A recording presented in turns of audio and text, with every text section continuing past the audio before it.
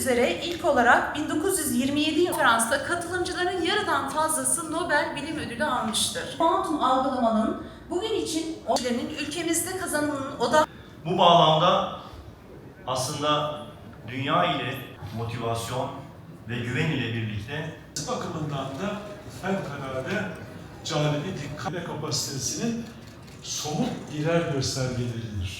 Tamamen ortadan kaldırılması milli güvenliğimizin ve teknolojik... Aslında Yükseköğretim Kurulu olarak kuantum alanındaki gelişmeleri uzun süredir yakından takip etmekteyiz.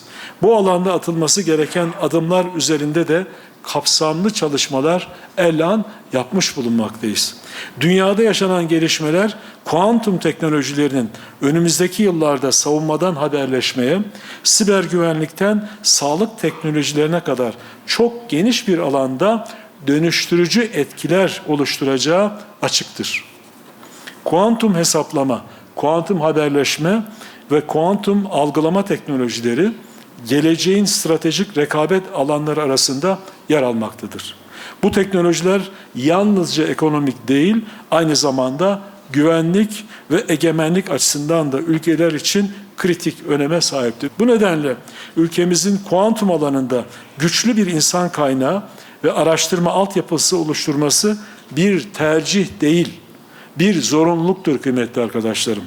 Bu kapsamda Yükseköğretim Kurulu olarak yükseköğretim sistemimizde kuantum teknolojilerine yönelik yeni programların açılması üzerinde çalıştığımızı sizler vesilesiyle bütün kamuoyuna duyurmak arzu ederim. Önümüzdeki dönemde lisans seviyesinde kuantum odaklı yeni programların hayata geçirilmesini planlıyoruz. Bu süreçte fizik bölümlerimizin birikiminden yararlanarak burada bazı programların dönüşümü ve yeniden yapılandırılmasına başladığımızı haber vereyim. Bu anlamda ilk çalışmayı Gebze Teknik Üniversitesi ile başlattığımızı da vurgulamak arzu ederim.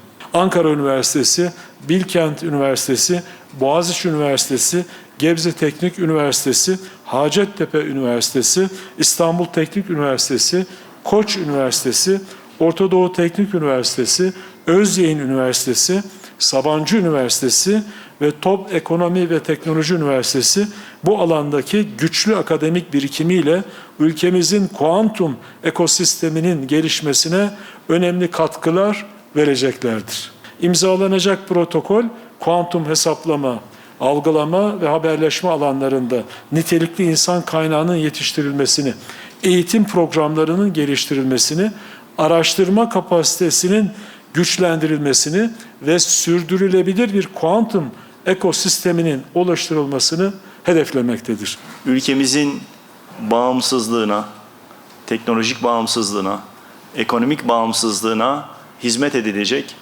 her alanla ilgili yapılabilecek öncü çalışmaları, yatırımları, ülkemizde bulunan insan kıymetini, altyapı fırsatlarını mutlaka stratejik bir akıl, oluşturduğumuz teknoloji yol haritası ve başkanlığımızın geniş katılımlarla ortaya koyduğu teknoloji taksonomi ve bunların alt sistemlerini yöneterek tüm paydaşlarla birlikte gayretle ürüne dönüşen yol haritalarını sektörümüzde bulunan kıymetli şirketlerimizin de öncülüğünde sorumluluk almasını sağlayarak ürünlere dönüşmesini sağlıyoruz.